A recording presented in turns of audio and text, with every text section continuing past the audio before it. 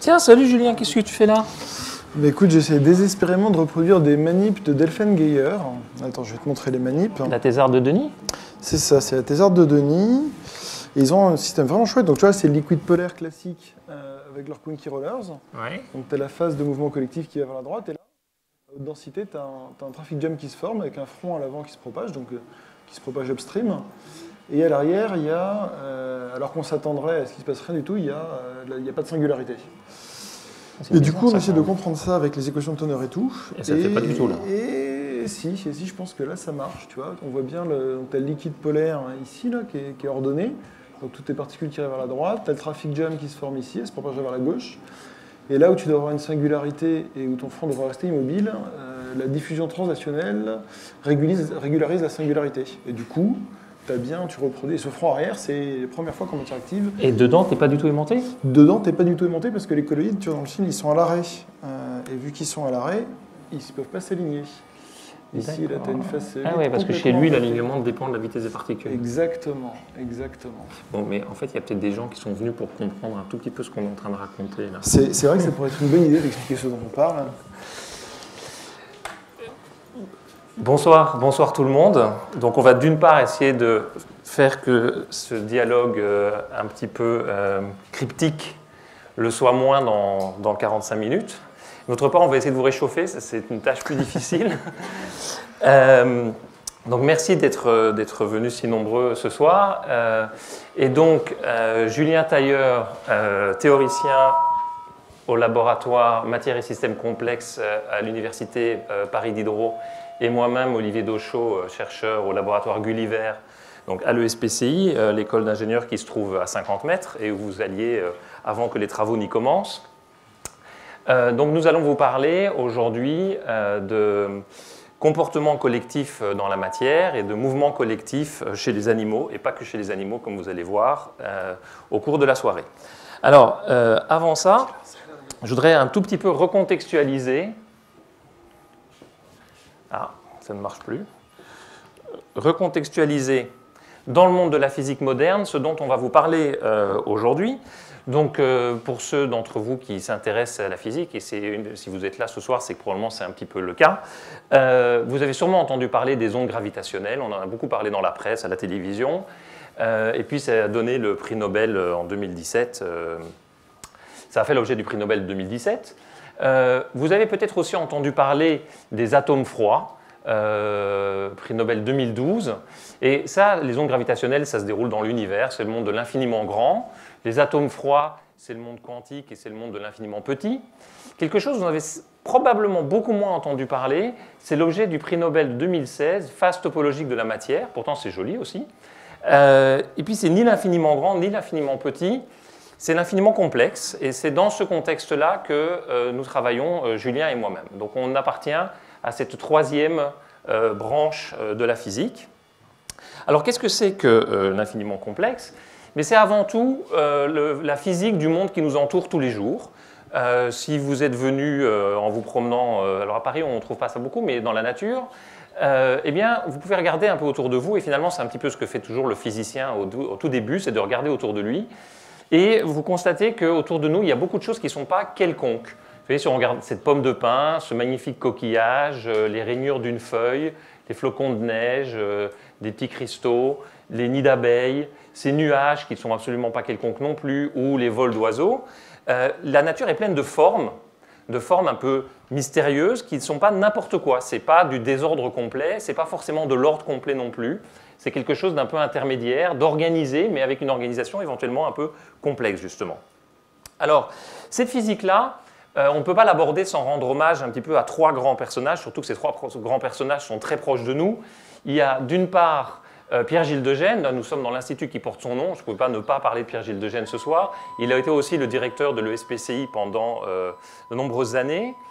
Yves Couder, académicien des sciences, qui nous a quittés tout récemment, qui a beaucoup travaillé sur l'émergence des formes, notamment sur les formes qu'on observe dans les plantes, et Étienne Guyon, qui est toujours à l'ESPCI et qui est à l'origine de ce merveilleux livre que je vous recommande tous, qui s'appelle « Du merveilleux caché dans le quotidien » et qui exprime assez bien une des motivations que Julien et moi partageons, à savoir découvrir le merveilleux dans le quotidien.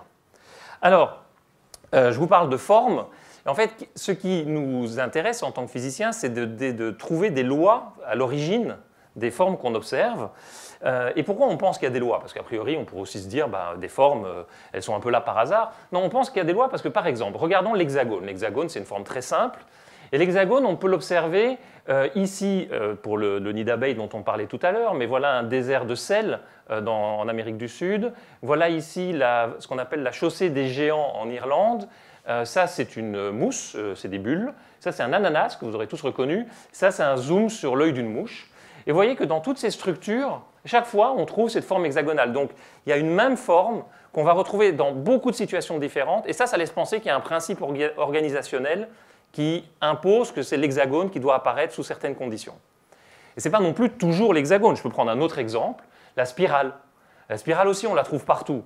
Ça, c'est l'empreinte d'un doigt, ça, c'est un nautilus, ça, c'est une fougère, toile d'araignée, une galaxie. Notez aussi qu'on observe ces mêmes formes à des échelles qui ne sont pas du tout les mêmes. Ça fait 1 cm de large, et ça fait quelques milliards ou quelques millions d'années-lumière.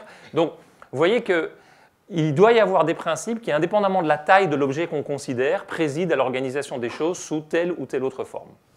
Bon. Alors, à l'origine de toutes ces formes, le physicien sait que ce qu'il y a, c'est des atomes. Les atomes, c'est des choses hyper simples, c'est des petites boules avec un noyau, des électrons qui tournent autour. Et aujourd'hui, ces atomes, on sait les observer au microscope, avec évidemment des microscopes un peu particuliers. Ici, vous voyez réellement des atomes d'or un par un.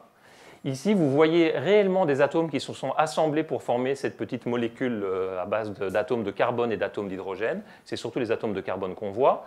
Et ça, c'est une molécule beaucoup plus compliquée, qui est une protéine et qui est l'essentiel de ce qui constitue le monde du vivant.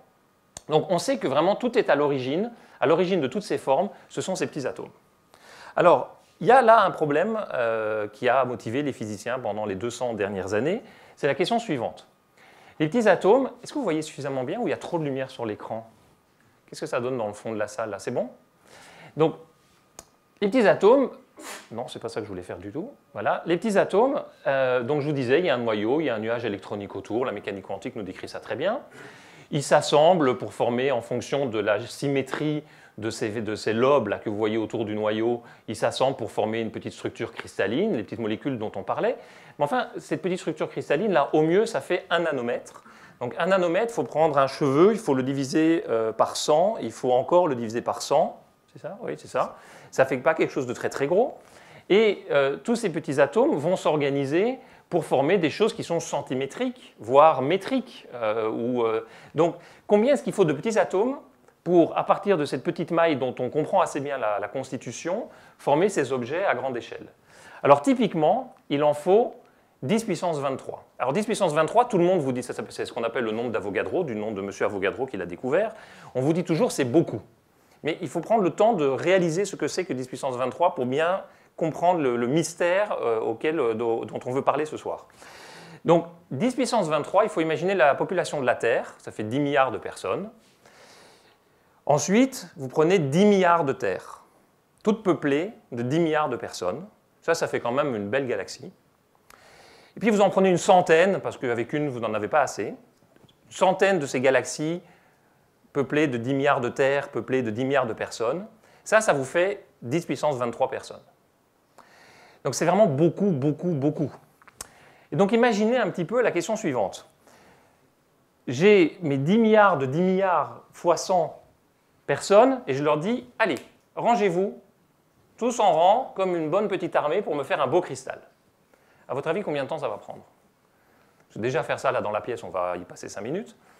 À l'échelle de Paris, on ne va pas y arriver. Et puis alors, la Terre et 10 milliards de terres et 100 fois 10 milliards de terres, comment est-ce que c'est possible d'organiser de façon structurée un tel nombre d'objets élémentaires?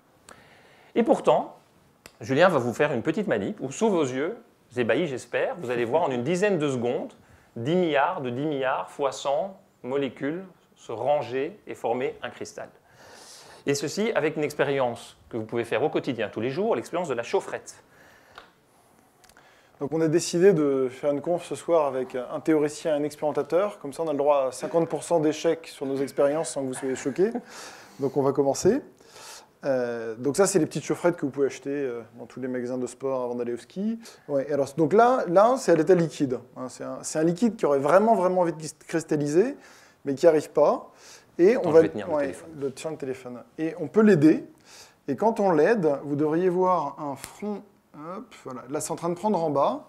Et normalement, par transparence, vous devez pouvoir voir le front qui se propage. Et donc, vous avez une cristallisation et la propagation de cet ordre de manière instantanée sur ces 10 puissance 23 atomes dont parlait Olivier. Donc ça, c'est quelque chose qui est extrêmement surprenant, surtout si on essaie de faire la même chose avec des êtres humains. On se rend compte qu'on va avoir des problèmes assez rapidement. Et donc, ça intrigue le physicien. Et donc, on veut essayer de comprendre pourquoi, comment ça se passe et d'où ça vient. Donc, les choses que les physiciens ont fait depuis longtemps, c'est d'essayer d'aller regarder au cœur de la matière pour essayer de comprendre ce qui expliquait le tout, comment l'unité expliquait le tout. Donc, si on regarde un cristal sous un microscope, on voit d'abord ceci. Donc là, la taille typique que vous avez, c'est 20 micromètres. Donc 20 micromètres, c'est vous prenez un cheveu et vous le coupez en 100 dans la... Non, c'est la taille d'un cheveu, pardon. Ça, c'est l'épaisseur d'un cheveu, typiquement. Et ce que vous voyez ici, c'est que le cristal, bon, finalement, il n'est pas si uniforme que ça et qu'on ne peut pas encore résoudre les éléments élémentaires du système. Alors, on peut zoomer encore plus, on peut prendre un autre type de microscope. Là, la taille d'échelle, c'est 1 nanomètre. Donc là, c'est effectivement un cheveu qu'on a coupé 100 fois, puis 100 fois. Et cette fois-ci, on visualise les atomes et on voit qu'effectivement, ils se sont organisés sur ces structures périodiques. Alors ça permet de visualiser ce qui se passe au cœur de ces cristaux, mais si on voulait comprendre, expliquer, on aimerait pouvoir aller perturber, aller pas simplement faire une image, mais aller regarder de la dynamique. Et à ces échelles, c'est quelque chose d'assez compliqué à faire. Et là, la nature nous sauve un peu, parce que comme vous le disiez, Olivier, tout à l'heure, ces formes, on les retrouve un peu à toutes les échelles. Donc si c'est dur de travailler avec cette échelle, on peut changer d'échelle et on peut aller regarder des suspensions de petites billes. Alors petites billes, ça veut dire quoi? Ici, on a des billes qui sont de la taille du micromètre. Donc chacune de ces billes fait en gros 1000 fois la taille des atomes qu'il y avait sur la slide d'avant. Et malgré cette différence d'échelle, vous voyez qu'on reconnaît une organisation qui ressemble beaucoup à ce qu'on voyait précédemment avec cette organisation périodique, etc. Donc là, on est content, parce qu'à ces échelles, on peut faire plus, on peut faire de la dynamique, on peut commencer à perturber, mais on ne peut pas vous faire une démonstration ce soir de ce qui se passe et faire une expérience de cristallisation à ces échelles, en tout cas en vous montrant quelque chose. Mais il y a encore une bonne nouvelle qui se passe, c'est que si on va encore à une taille supérieure et qu'on travaille avec des billes millimétriques, on peut reproduire les états de la matière. Alors, donc effectivement, on fait encore fois 1000, donc ça veut dire qu'on est parti de la taille des atomes, on a multiplié par 1000, on multiplie encore par 1000, ça veut dire quand même 1 million de fois plus gros. On se retrouve avec des petites billes qui font à peu près 1 mm de diamètre, des petites billes métalliques comme celles que vous pouvez trouver dans n'importe quel roulement à billes.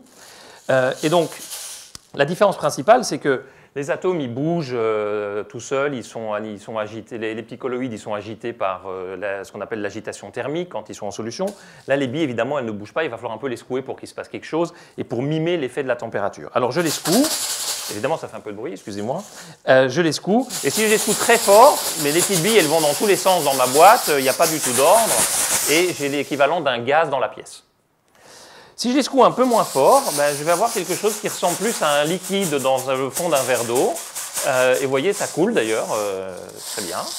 Voilà, donc ça ressemble plus à un liquide avec une surface libre. Vous voyez que la surface libre a tendance à aller à l'horizontale, comme de l'eau dans un verre. Et maintenant, je vais refroidir doucement. Donc je vais commencer à être un peu plus délicat. Je vais refroidir tout doucement, voilà, comme ça. Et là, si vous voyez, alors malheureusement, là de loin, vous ne risquez pas de voir très bien, mais je vais le faire passer. Évidemment, maintenant, on l'a mis à température nulle. Vous n'avez plus le droit de le réchauffer. Voilà, je vais le faire passer. Et vous allez reconnaître des motifs qui sont tout à fait analogues à ceux qu'on voyait sur la photo des petits colloïdes 1000 fois plus petits ou des atomes encore 1000 fois plus petits. Voilà, Michael, tu peux faire passer sans le secouer, sinon tu vas détruire le cristal. Voilà. Donc, ça, c'est une des merveilles de la nature, c'est qu'on a multiplié les échelles par 1000 et malgré tout, on n'a pas profondément changer le problème. Et donc ça, évidemment, ça a guidé les physiciens pendant le 19e, le 20e siècle pour faire ce qu'on appelle la théorie disons, de la matière, des gaz, des liquides, des solides. C'est quelque chose qui est très bien compris aujourd'hui et on ne va pas refaire ça ce soir parce qu'on a envie de vous parler de choses un petit peu nouvelles. Mais le truc à retenir, c'est que c'est l'idée d'avoir pris un système modèle aussi simple qu'une petite bille qui, quelque part, nous a permis de comprendre les ingrédients minimaux nécessaires au phénomène de cristallisation. Et il faut bien voir que là, on vous parle de la cristallisation, mais ce n'est pas le seul des états de la matière qu'on peut étudier comme ça. Là, on fait le jeu de la simplification, qui est le jeu du physicien, mais derrière, de votre pâte de dentifrice à l'encapsulation des médicaments, des écrans à cristaux liquides aux roues de votre voiture, le design des matériaux, on peut le faire aujourd'hui parce qu'on est capable d'avoir ces systèmes modèles qui permettent de simplifier la matière, qui permettent de l'étudier et de la comprendre. Donc ça a eu des applications énormes au niveau du XXe siècle. Et ce dont on va parler ce soir, c'est de quelque chose d'un peu différent. C'est les comportements collectifs au XXIe siècle et ce qui sont un peu les nouveaux systèmes que les physiciens étudient aujourd'hui. Alors là, vous voyez des troupeaux d'animaux qui sont capables de se déplacer collectivement sur des échelles qui peuvent être très très grandes. Donc ça, c'est de l'organisation, on va dire, à l'échelle du mètre, même si là, il ne se passe pas beaucoup grand-chose avec les hippopotames. Cette organisation, elle existe aussi à nouveau à des échelles beaucoup plus petites. Ici, vous voyez des bactéries qui sont en train de nager et qui à nouveau sont capables de nager collectivement alors qu'une bactérie isolée serait incapable de se déplacer à cause des forces capillaires. Donc on a une forme d'organisation sur des organismes qui sont extrêmement simples. Là, vous avez de la migration cellulaire pendant le développement, avant la gastrulation, il me semble.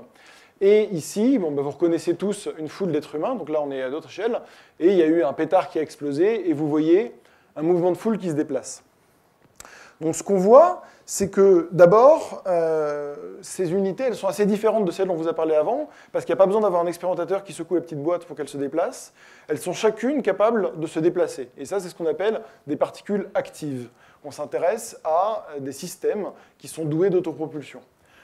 Ensuite, ce que vous voyez, c'est que si ces systèmes ils sont capables de faire des choses extrêmement complexes, ils sont beaucoup trop complexes pour qu'on puisse aujourd'hui les modéliser de manière simple et que je puisse faire une théorie de pourquoi est-ce qu'une foule se déplace comme ça ou un troupeau d'animaux migre. Et donc de la même manière que pour comprendre la cristallisation, on a cherché à simplifier, à trouver des systèmes modèles, des systèmes qu'on pouvait bien contrôler, aujourd'hui on essaye de faire la même chose. Et donc Olivier va vous présenter le héros de la soirée. Alors, c'est le modèle de particules actives. Donc le héros du XXe siècle, vous l'aurez compris, c'est la bille.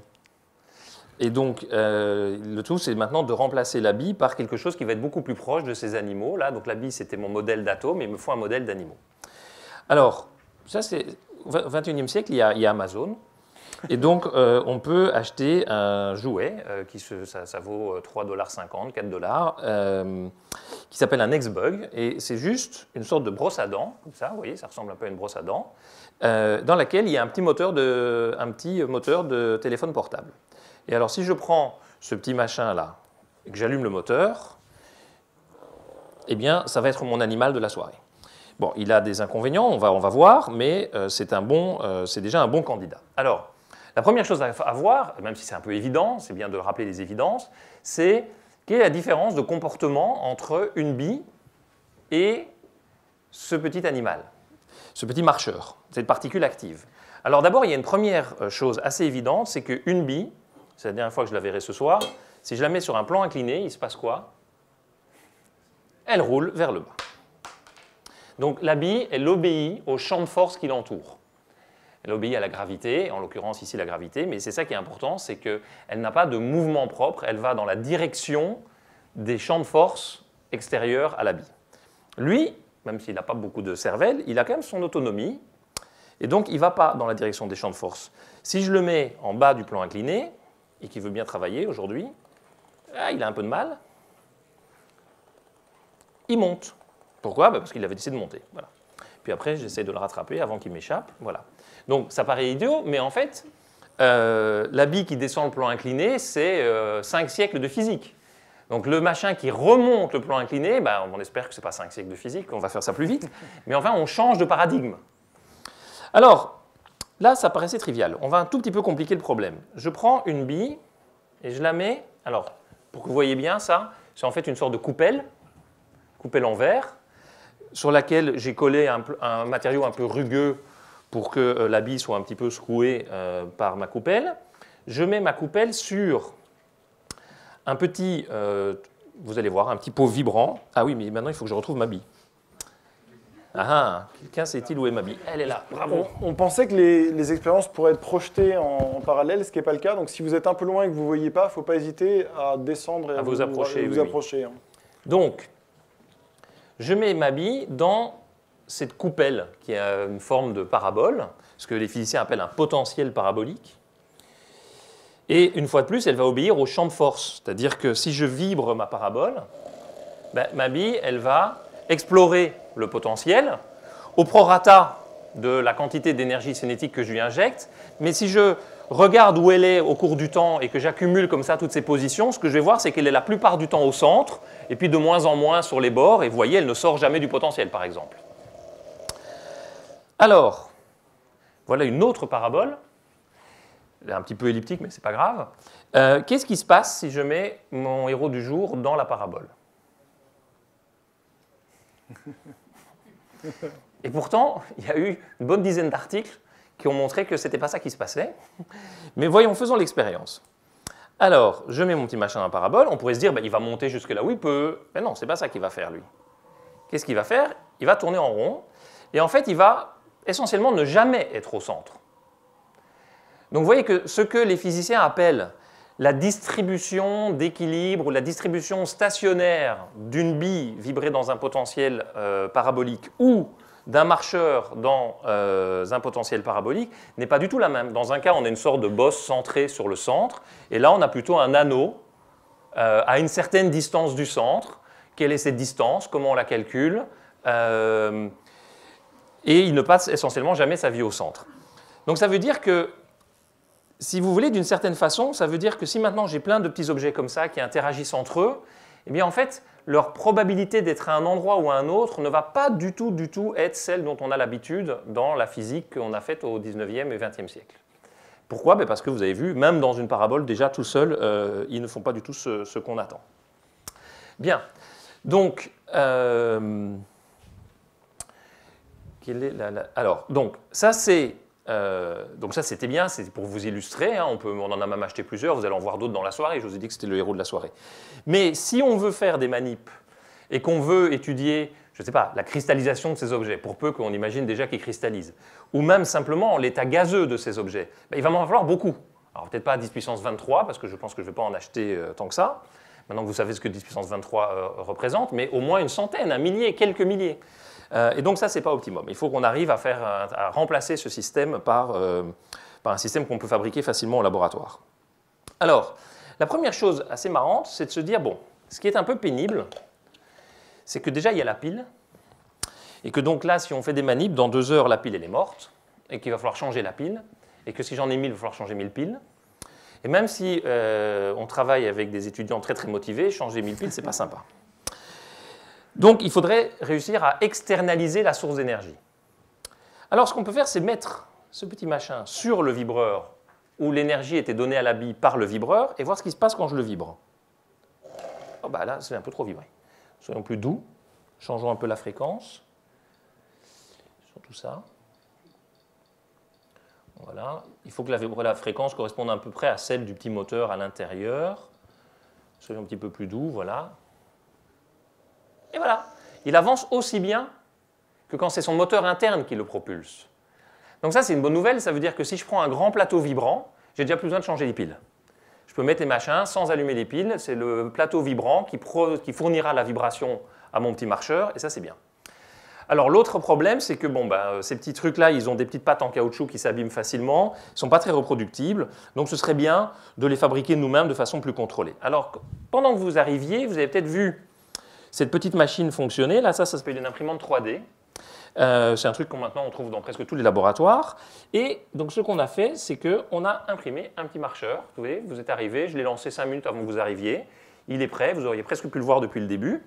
Et j'ai donc fabriqué un petit objet en plastique avec cette technique d'impression 3D qui maintenant, encore une fois, est devenue très courante. Bon, j'ai essayé de lui mettre des pattes. Alors, pour que vous voyez bien, je vais essayer de le mettre comme ça. j'ai essayé de lui mettre, plutôt comme ça, des pattes à l'arrière un petit peu élastiques. Bon, c'est pas très très élastique. Une patte à l'avant très rigide. Fondamentalement, ce que j'ai fait, c'est que j'ai essayé de briser sa symétrie. On s'attend bien à ce que s'il soit parfaitement circulaire, il ne va pas marcher dans une direction intéressante. Donc, je veux briser la symétrie comme lui a de façon évidente une symétrie avant-arrière. Donc, j'ai essayé de faire la même chose là. Alors là, je me dis, c'est bon, comme j'ai quand même des amis théoriciens qui m'ont dit quand on brise la symétrie, c'est gagné. Donc, je le mets sur le plateau, n'est-ce pas, Julien? Je le mets là. C'est pas terrible. Donc là, je suis déçu. Je m'aperçois qu'il y a beaucoup d'adversité. On a souvent ce sentiment quand on fait des expériences. Alors je passe un certain temps, je bricole, je lui colle, je l'alourdis parce que j'ai l'impression que la vibration ne se couple pas bien. Je me dis je vais renforcer la symétrie en mettant un gros écrou d'un côté, pas de l'autre. Les pattes, je vais faire des pattes avec des patins comme celles qu'on utilise pour ne pas griffer les parquets. Bon, et je vais réessayer.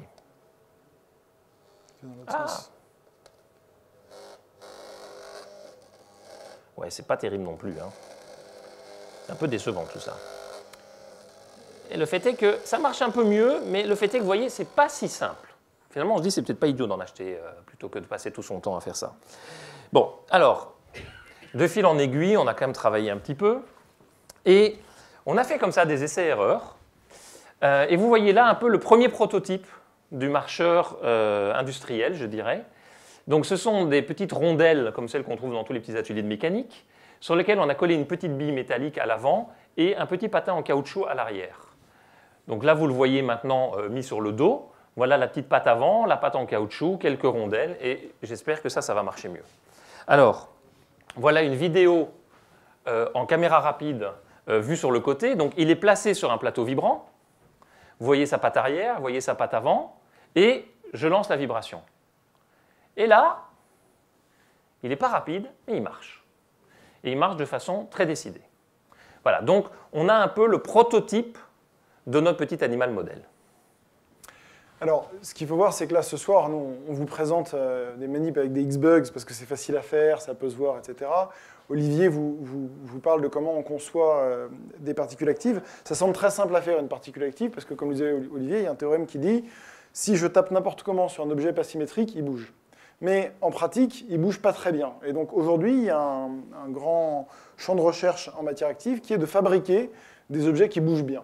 Donc ça, c'est le résumé du grain marcheur qu'Olivia. Je crois que tu voulais en faire passer quelques-uns. Exact. Parce que oui, j'ai oublié de vous dire qu'en plus du fait qu'il ne marche pas bien, mon truc là, pas très bien, il est un peu gros. Et que si je veux en mettre 1000 ou 5000 sur une table, il va me falloir un plateau vibrant énorme et je vais faire face à d'autres difficultés. Donc en fait, en travaillant un petit peu, on a fini par miniaturiser. Et donc, dans ce petit tube-là, je vais vous faire passer une petite dizaine de ces petits marcheurs. Ce sont des petits disques métalliques de 4 mm de diamètre, 2 mm d'épaisseur. Vous pouvez les regarder un petit peu. Et ils sont conçus exactement sur le principe de la description que je vous ai faite, à savoir une patte avant qui est très dure, rigide, voilà, et une patte arrière en caoutchouc. Donc vous avez le schéma qui est ici. Il y a le disque, la patte avant qu'on ne voit pas, et la patte arrière qu'on voit bien. Et là, vous avez en bas un film avec quelques-uns de ces marcheurs. Pourquoi est-ce qu'ils ne marchent pas? Voilà, vas-y. Voilà. Donc vous les voyez se déplacer. Comme disait Olivier, ce n'est pas des foudres de guerre, ils ne vont pas extrêmement vite. Mais là, vous avez la trajectoire de 6 marcheurs. Et ce qui est intéressant, c'est que si je vous avais dit que c'était une photo vue du haut d'êtres humains qui se déplacent, où on aurait mis une petite flèche pour montrer le sens dans lequel ils se déplacent, et que ça, c'était leur trajectoire, ça n'aurait pas été complètement irréaliste. Et on commence à voir que finalement, ils ont des trajectoires donc, qui vont un peu dans la même direction et qui changent après. C'est ce qu'on appelle des trajectoires persistantes. Et donc là, on est sur des grains vibrés au niveau du millimètre, et la source d'énergie, c'est de l'agitation mécanique. Alors, ce n'est pas le seul type de modèle actif, de système actif qu'on sait faire. Là, vous avez un autre exemple, c'est ce qu'on appelle des colloïdes Janus, c'est donc des petites billes, micrométriques cette fois-ci, 1000 fois plus petites, qui sont asymétriques, et elles sont propulsées par un champ électrique. C'est-à-dire qu'au lieu de les vibrer mécaniquement, on les vibre électriquement. Et vous voyez que cette fois-ci, donc là, il y a une assemblée un peu plus dense qui bouge bien. Les trajectoires sont un peu différentes. On voit qu'elles sont moins nettes, moins régulières. C'est ce à quoi on s'attend à cause du mouvement brownien. Mais par contre, elles restent bien persistantes. On se déplace et puis ensuite on tourne. Alors ça, c'est deux types de systèmes actifs qui sont intéressants, qui ont été fabriqués à l'ESPCI dans le laboratoire d'Olivier. Mais il y en a plein d'autres. Donc il y a par exemple d'autres gens qui font des colloïdes Janus, mais au lieu de les activer en mettant des champs électriques oscillants, on met un fuel chimique.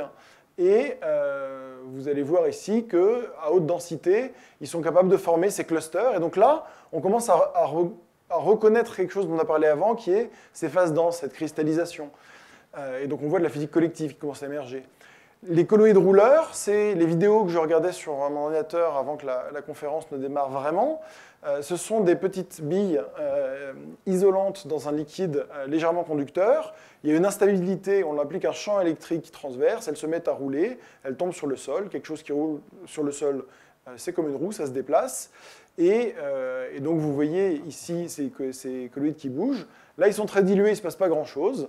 Et je pense qu'à un moment doit arriver ou pas quelque chose. Non, pas dans ce film-là. Bon.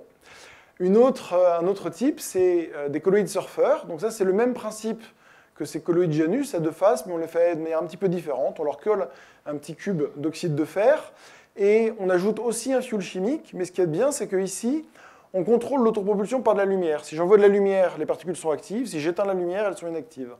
Et donc ça permet de commencer à faire du contrôle, de faire de l'auto-organisation. Donc ici, vous avez un spot lumineux. Et ce que vous voyez, c'est que petit à petit, l'expérimentateur va habilement organiser ces colloïdes en une roue, ce qui devrait arriver bientôt. Et donc là, on arrive avec des états d'organisation qui sont sensiblement plus complexes. Donc, ça, c'est pour vous montrer qu'aujourd'hui, on est capable de synthétiser un grand nombre de systèmes chimiques différents. Il y a vraiment une grosse partie de la recherche qui est dédiée à ça. Et avec tous ces systèmes, on peut commencer à les étudier et à regarder leurs propriétés physiques. Et c'est ce qu'on va faire dans un ordre de complexité croissant. Alors, donc, dans les états de la matière classiques, vous les connaissez tous, il y a le gaz, le liquide, le cristal. Bon, il y a quelques états exotiques, mais ça nous suffira pour ce soir. Alors, on va commencer par le plus simple, et le plus simple, c'est le gaz. Alors, la particularité du gaz, c'est le gaz dans la pièce, là, c'est l'air. Vous avez des molécules diverses qui occupent tout l'espace de façon uniforme. La densité est la même ici et là. La forme de la pièce n'impacte absolument pas ce qui se passe dans la pièce elle-même. Voilà, le gaz est parfaitement bien réparti. Et donc, je vais vous illustrer ça sur une petite expérience, parce qu'après, on verra ce qui se passe quand on utilise nos petits héros du soir. Donc, l'expérience est la suivante. J'ai un récipient qui est un petit container. Dans ce container, j'ai mis des formes. Voilà, ici, il y a deux petits triangles comme ça. Et je vais remplir ce container de petites billes. Et puis, je vais les vibrer, comme d'habitude, pour imiter le gaz. Et on va voir que le gaz va occuper l'espace de façon homogène et n'a que faire de la présence de ces formes qui, pourtant, ont l'air de vouloir diriger les petites particules dans un sens ou dans l'autre. Alors, allons-y, essayons de faire cette expérience. Alors, allons-y. On va remettre ça plutôt comme ça. Voilà, et ça plutôt comme ça. OK, et je prends, pour que vous les voyez bien, des petites particules orange cette fois. Alors, je les répartis dans mon petit container. Voilà. Et puis, je vibre. Hop. Alors, attention. Alors, évidemment, ma vibration doit être bien horizontale. Voilà. Et donc, ce que vous voyez, c'est qu'en effet, les petites particules, elles se promènent partout. Alors oui, évidemment, là, elles ne se promènent pas tout à fait partout. Ça, c'est toujours comme ça. Voilà. Et donc, on a quelque chose où les particules occupent l'espace de façon homogène. Excusez-moi, ça fait beaucoup de bruit. Mais donc, les particules occupent l'espace de façon homogène et ne sont pas du tout dirigées par les cloisons que j'ai essayé de mettre. Dit autrement, si je monte ici des murs au milieu de la pièce, le gaz, il sera quand même partout. Je n'arriverai pas à envoyer le gaz d'un côté ou de l'autre sans avoir recours à des pompes. Des murs passifs ne peuvent pas diriger le gaz dans la pièce. C'est absolument impossible. C'est contraire à un des très grands principes de ce qu'on appelle la thermodynamique. Alors, que se passe-t-il avec les petits héros du soir? Donc, on a refait la même expérience. Voilà, des murs. Et donc, Julien va mettre cette fois... Donc, moi, je vais les mettre au début. Donc là, les obstacles Ça ressemble à une nasse. Hein, et on va la montrer bien. Voilà. Donc vous avez une cavité rectangulaire faite dans des matériaux de haute technologie, dans laquelle on va mettre les particules actives. Vous avez des obstacles asymétriques au début, et si vous savez comment marchent les nasses, quand vous avez une rivière et de l'eau qui coule, les poissons seraient coincés ici. Donc je vais mettre toutes mes particules actives là, et on va voir si, comme les particules passives, elles vont remplir l'espace de manière homogène ou pas. Donc je les démarre. Hop, ouais, tu peux même m'aider. Oui, c'est un travail hautement collaboratif. C'est ça. Hop. On s'amuse bien en fait. Hein.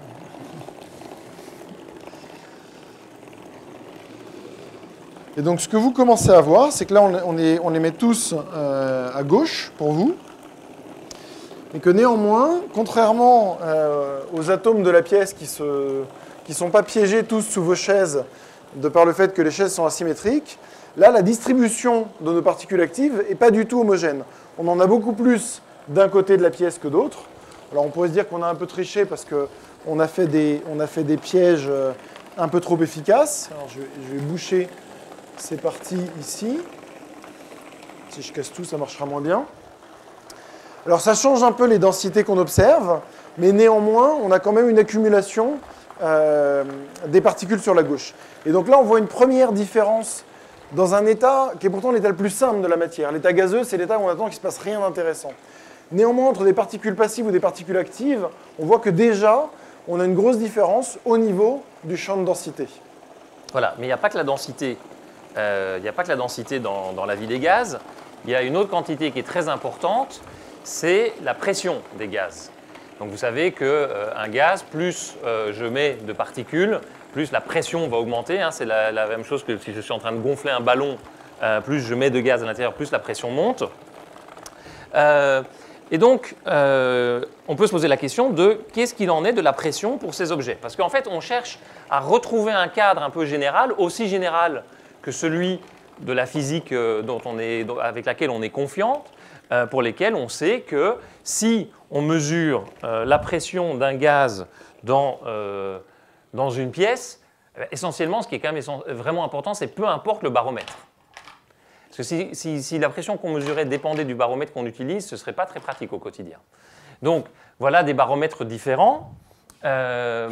Ces deux-là fonctionnent sur des principes similaires. Ça, c'est un tube de Pitot. Ça fonctionne vraiment sur un principe différent. Ça n'empêche que si on utilise ça, eh bien, on va mesurer des pressions qui sont indépendantes de l'outil qu'on utilise pour faire la mesure.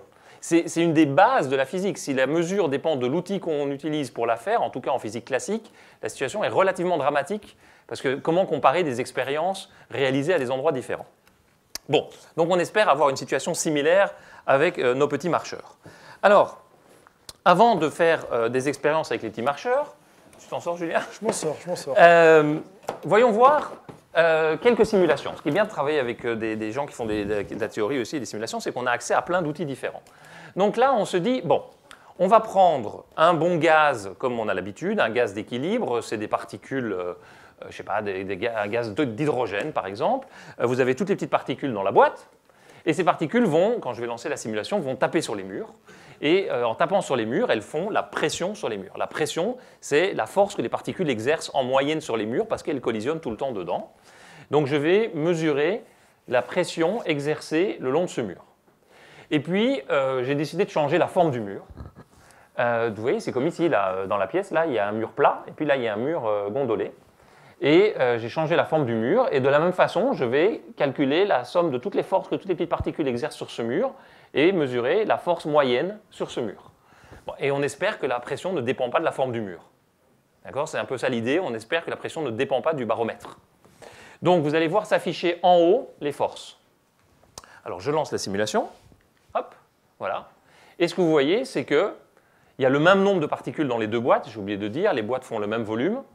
Et bien c'est que, modulo les fluctuations, parce qu'évidemment il y a des fluctuations, parce que le système n'est pas de taille infinie, etc., eh bien, les forces sont égales dans ces deux systèmes. La force exercée sur le mur ne dépend pas de la forme du mur. Alors si ça c'est vrai, je peux faire une autre expérience de pensée qui consiste à dire, ben, prenons un récipient et mettons au centre de ces récipients un mur sur roulette, un mur mobile. Alors je prends mon mur mobile, Je mets le même nombre de particules à droite et à gauche. Alors vous allez voir que Julien, il n'a pas bien vraiment mis au milieu là, dans sa simulation, donc au début, il va bouger un petit peu. Et puis, parce qu'il a fait ça un peu vite dans le train. Et donc, j'ai mon mur mobile, sa particularité, c'est qu'à droite, il est droit et qu'à gauche, il est gondolé. Normalement, on vient de voir que la pression, que la force était la même, donc le mur, il devrait rester au milieu.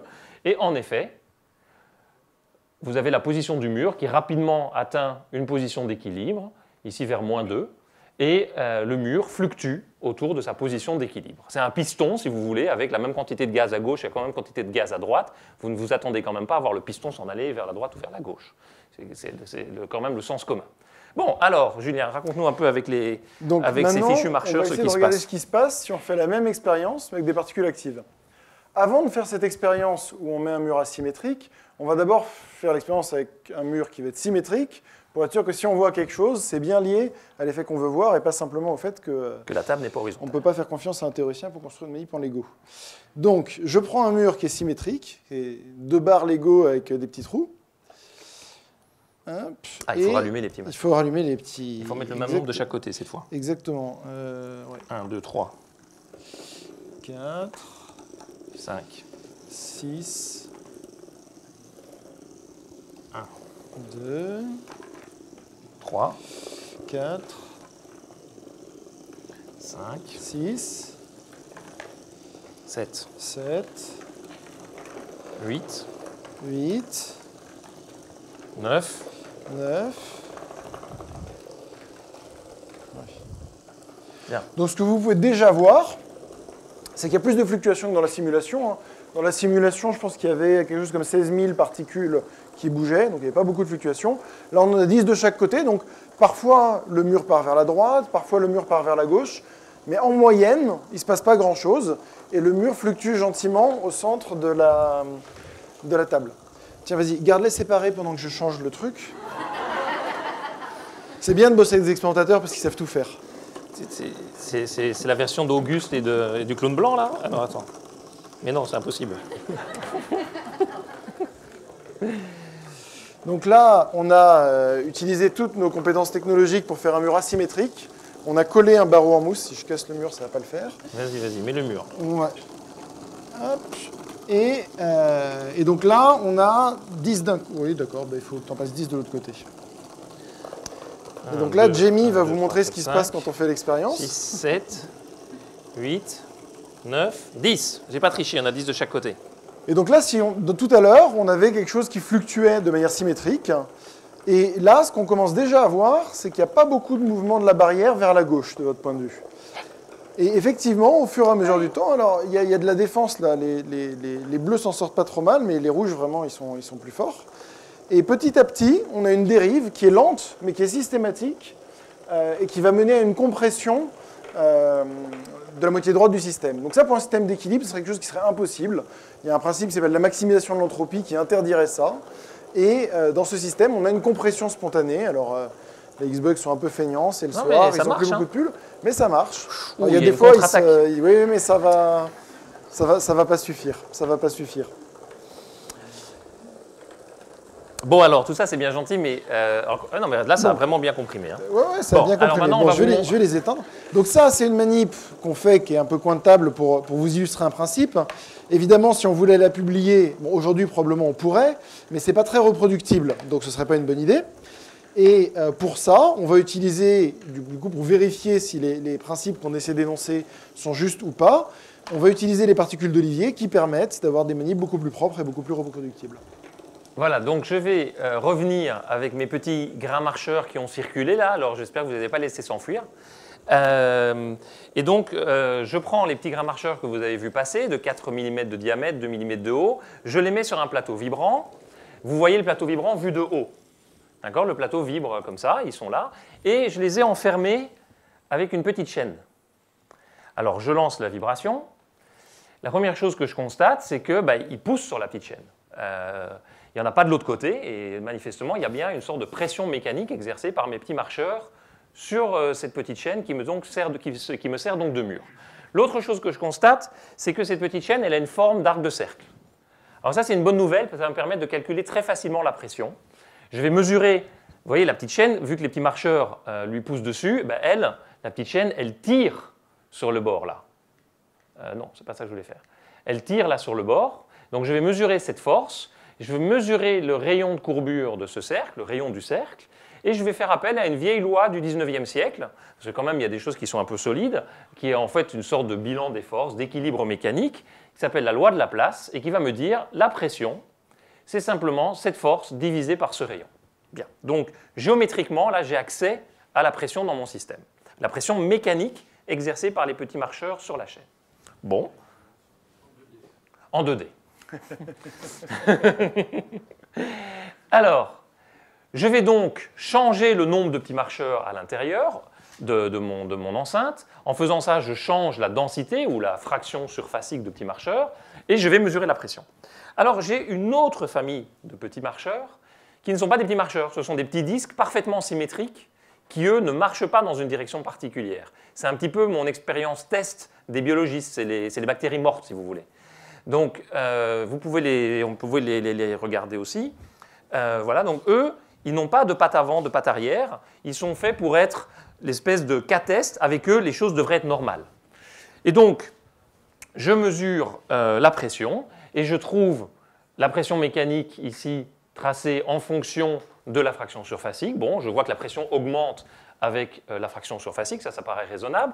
Et ça, c'est pour les petits disques neutres, les disques pas marcheurs. Quand je refais l'expérience avec les marcheurs, d'abord, je m'aperçois que la pression est en effet nettement plus forte. Pour une même fraction surfacique, une même densité, j'ai une pression beaucoup plus importante. Bon, jusque-là, pas de grand mystère.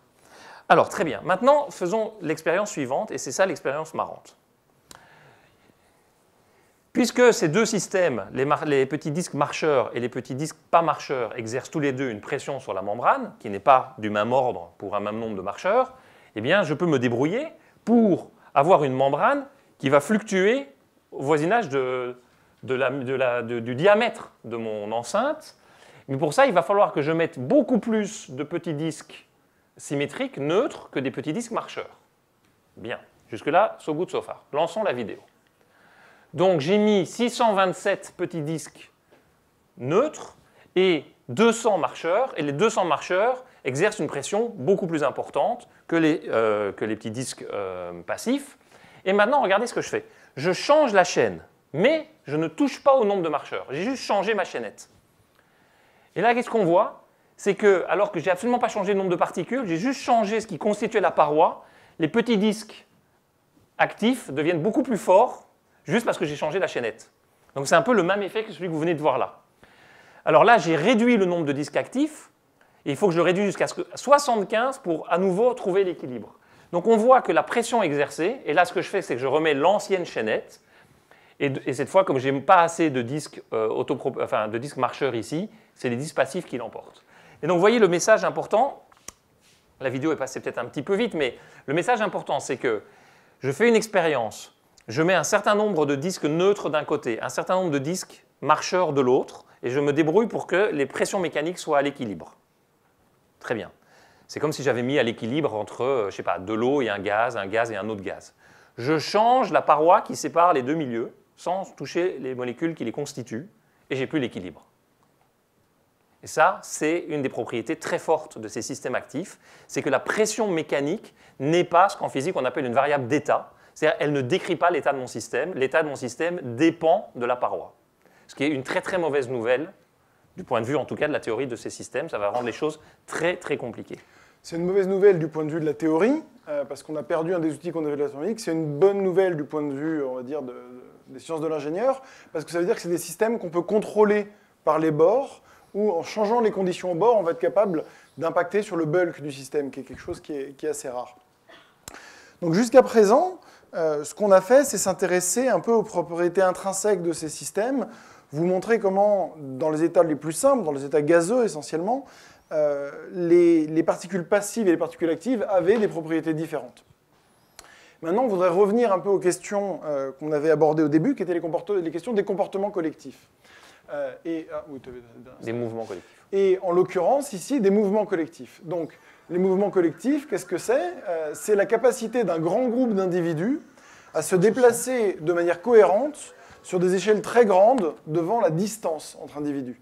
C'est quelque chose qu'on observe à toutes les échelles dans la nature. Donc là, vous le voyez sur les groupes d'animaux. Au début de la présentation, on vous avait montré des cellules qui migraient collectivement, des bactéries qui nageaient collectivement. Mais ce n'est pas quelque chose qu'on ne voit que dans les systèmes naturels. C'est aussi quelque chose qu'on peut voir dans les systèmes synthétiques, et les gens s'en sont rendus compte en se posant la question suivante. Imaginons que je veuille comprendre ces mouvements. Alors, je peux aller voir un spécialiste des dauphins, ou un spécialiste des thons, ou un spécialiste des élans, et leur demander quel est le degré d'intelligence, quel est le comportement collectif, quel est le comportement social, pour essayer de comprendre ce que je vois.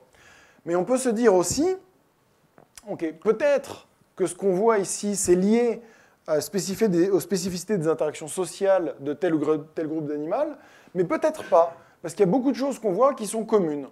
Et donc on peut à nouveau prendre une démarche de physicien, essayer de se dire, je vais simplifier autant que je peux mon système, et je vais voir jusqu'où je peux garder le système collectif. Alors, est-ce que j'ai besoin de savoir voler? Ben non, je peux savoir nager. Est-ce que j'ai besoin de savoir nager? Non, je peux savoir marcher. Est-ce que j'ai besoin d'un cerveau? Alors, pour répondre à cette question, on prend les grains d'olivier, qui n'ont pas de cerveau, et ces grains, ils ont quoi? Ils ont la capacité de se déplacer, ils ont une direction, et ils ont une capacité à interagir, parce que parfois, quand vous allez voir au début, ils se cognent dedans, et bon, quand ils se cognent dedans, il se passe des choses. Alors si on en met 9 ensemble, il ne se passe pas grand-chose. Par contre, on peut augmenter la densité, donc on va augmenter les collisions, augmenter les interactions, et voilà ce qu'on voit.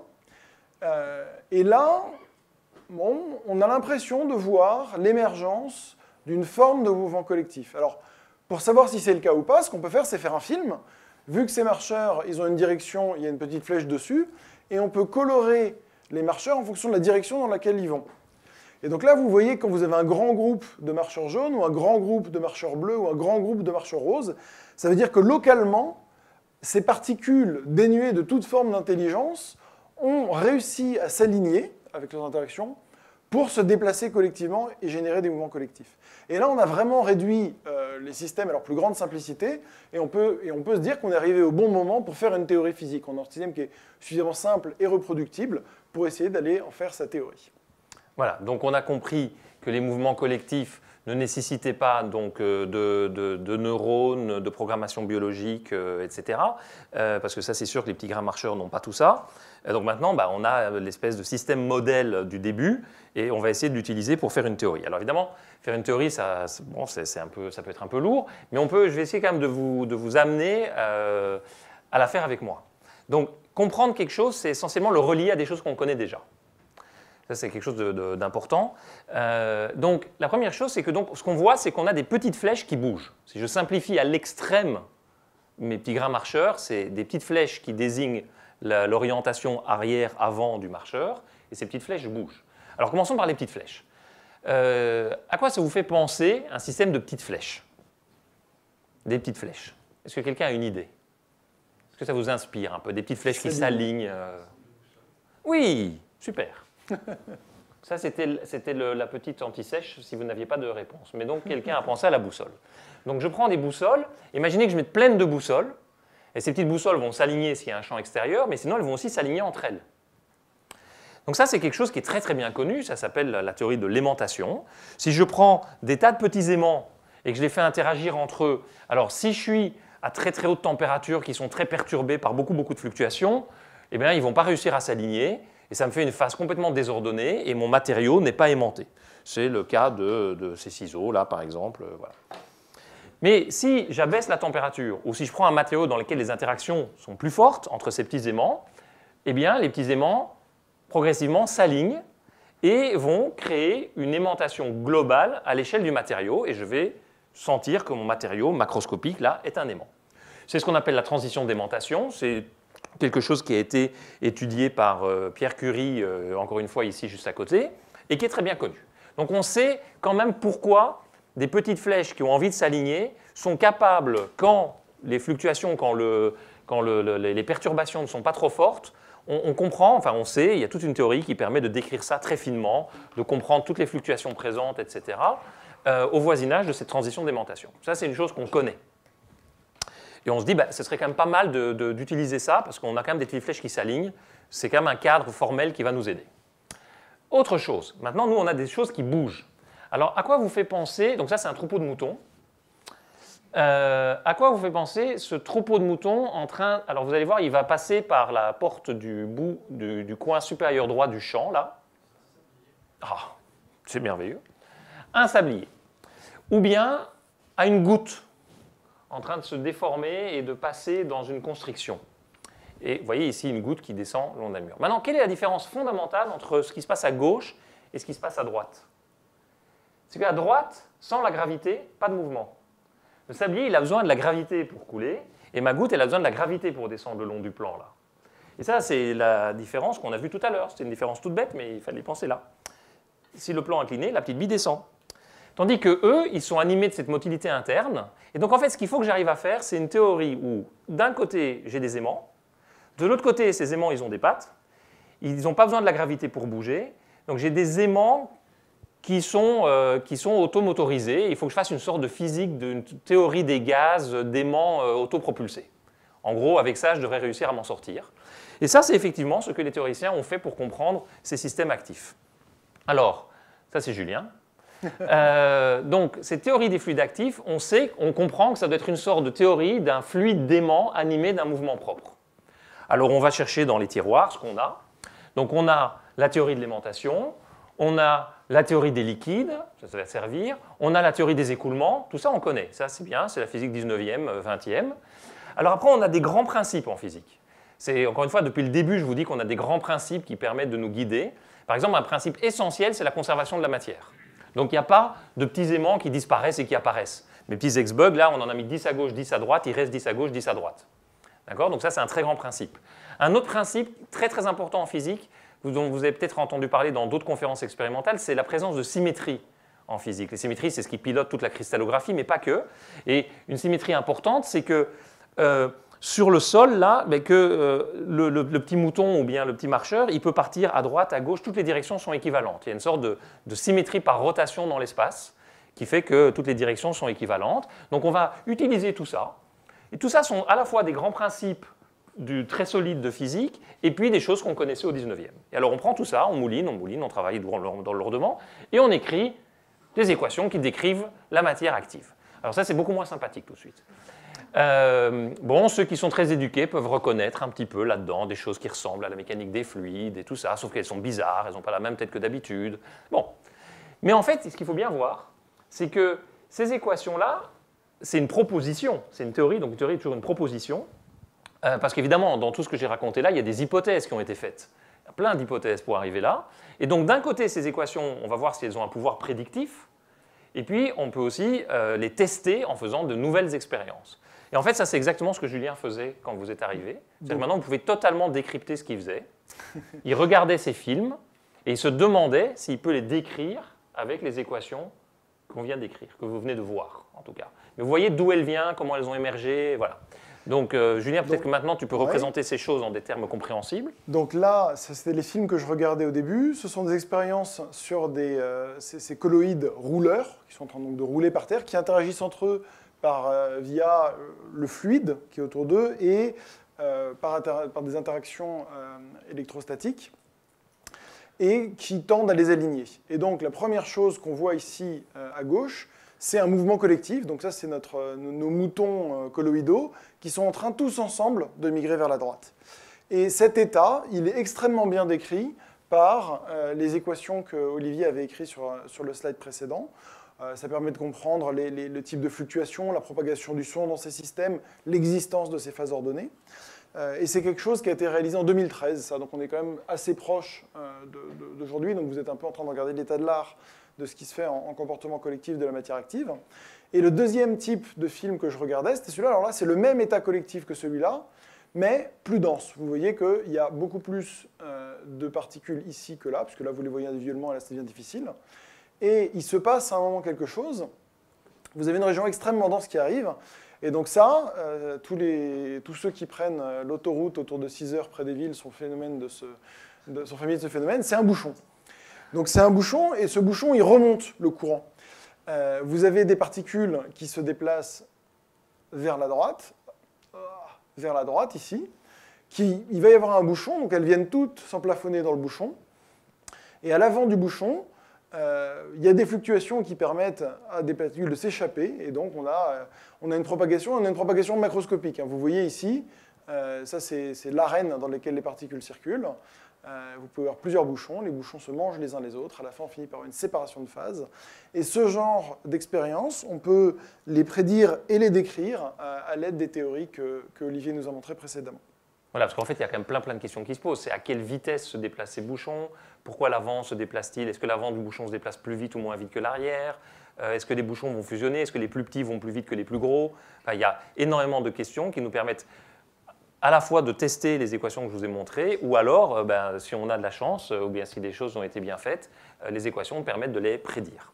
Donc là, sur les questions un peu fondamentales, on a bouclé la boucle. On est revenu sur les vidéos qu'on vous présentait tout au début. Et pendant les quelques dernières minutes qui restent, on veut parler d'ouverture, voire d'application, en tout cas de chemin vers les applications. Ce qu'on vous a montré tout à l'heure, c'est que les particules actives, elles ont un comportement atypique, proche des barrières, proche des parois. On a montré comment, en prenant une barrière asymétrique, on pouvait avoir une compression spontanée d'un piston. Compression spontanée d'un piston, ça commence à être quelque chose de sympa, c'est ce qui se passe dans votre voiture, elle n'est pas spontanée, mais il y a une compression. Donc on se dit, on peut peut-être en récupérer du travail. Alors le piston, il pouvait se déplacer jusqu'au bout de l'arène, et puis après, il ne pouvait plus. Mais quelque chose que des particules actives peuvent faire plus longtemps, c'est faire tourner une roue.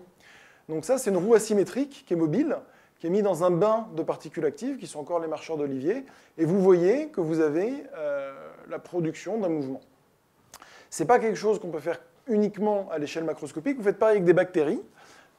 Donc là, vous avez un bain de bactéries, donc ce n'est pas du tout la même échelle, hein. Là, vous êtes au niveau du millimètre, du centimètre, là, vous êtes au niveau du micromètre. Et à nouveau, les bactéries sont capables, ensemble, de faire tourner la roue.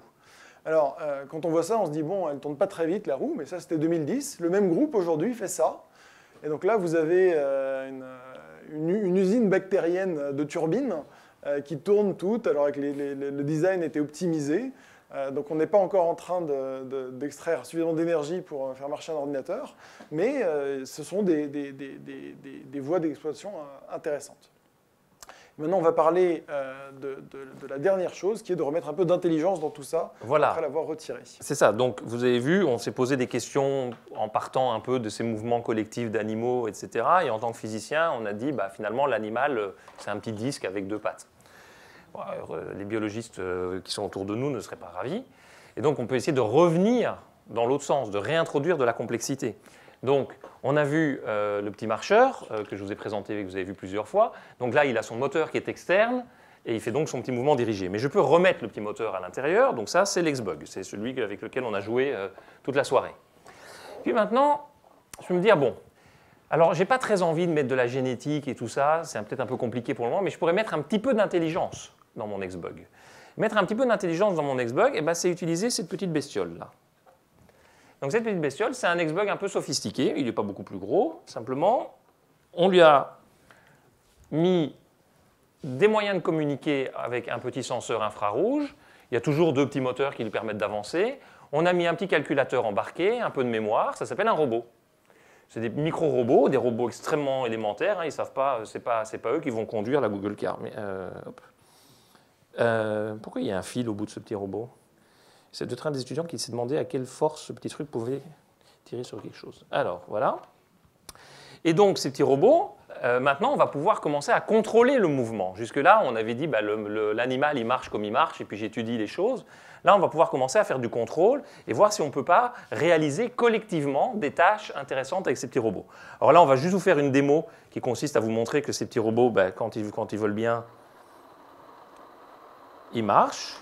Alors là, le gros avantage, c'est qu'on n'a pas à les démarrer tous un à un. On gagne beaucoup en temps. Il y en a deux qui chôment. On voit qu'il y en a quand même deux qui sont feignants. Bon, alors vous voyez, c'est pas encore Star Trek ni comment il s'appelle là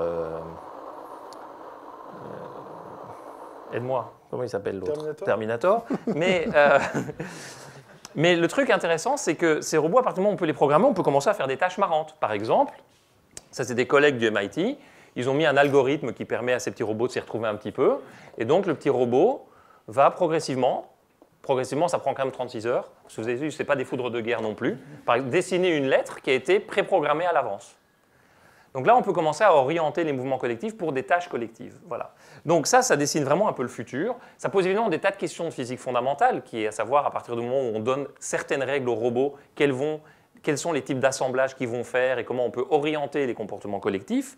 Il y a des gens qui regardent ça de façon directement très concrète et très appliquée. Je vous montre un exemple assez sympa, où ils ont réussi à programmer des petits robots qui construisent votre maison à votre place. Donc là, si on les avait eus, c'est eux qui auraient fait les Lego. Voilà. Donc on va terminer avec ça. Ça vous donne un peu le futur de ces types de recherches sur les mouvements collectifs. Alors maintenant d'être pseudo-intelligent en tout cas. Et puis on vous laisse vous poser toutes les questions que vous souhaitez. Merci encore d'être venus si nombreux. Merci.